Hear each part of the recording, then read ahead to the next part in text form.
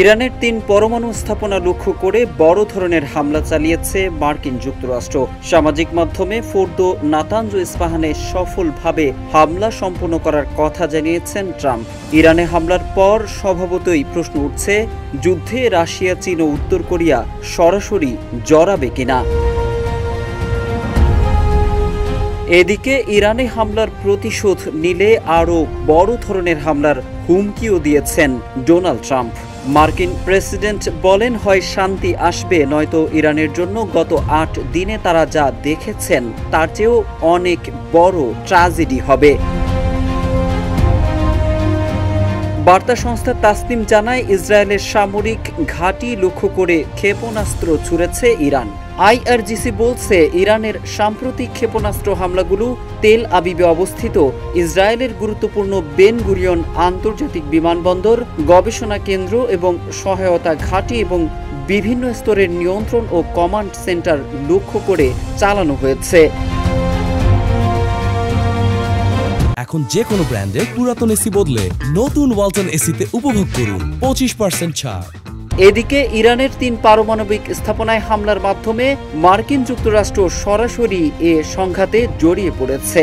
যদিও ট্রাম্প ২ সপ্তাহ সময়ের কথা বলছিল শান্তিপূর্ণ সমাধানের জন্য, কিন্তু তা যে কেবল ধোঁয়াশা তৈরি তা স্পষ্ট হলো পারমাণবিক স্থাপনাগুলোই হামলার মাধ্যমে।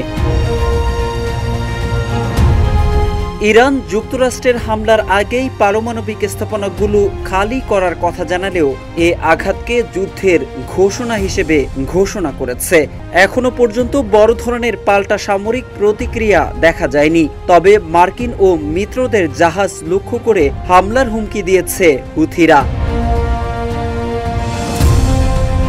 এদিকে রাশিয়া, চীন যুদ্ধে এখনই সরাসরি যুক্ত হবে কিনা তা স্পষ্ট না করলেও কূটনৈতিকভাবে তীব্র প্রতিক্রিয়া ব্যক্ত করেছে। ইরানের উপর হামলাকে ইতোমধ্যেই যুক্তরাষ্ট্র আন্তর্জাতিক আইন লঙ্ঘন করেছে বলেও প্রতিক্রিয়া জানিয়েছে চীন। রাশিয়া বলছে উস্কানিমূলক সামরিক আগ্রাসন। মার্কিন যুক্তরাষ্ট্রের পারমাণবিক স্থাপনার লক্ষ্য করে হামলার ঘটনার পর ইরানের পরিস্থিতি নিয়ে গভীর উদ্বেগ প্রকাশ করেছে মধ্যপ্রাচ্যের প্রভাবশালী দেশ সৌদি আরব। এ হামলার ঘটনাকে গভীর উদ্বেগের সঙ্গে পর্যবেক্ষণ করার কথা জানিয়েছে দেশটি।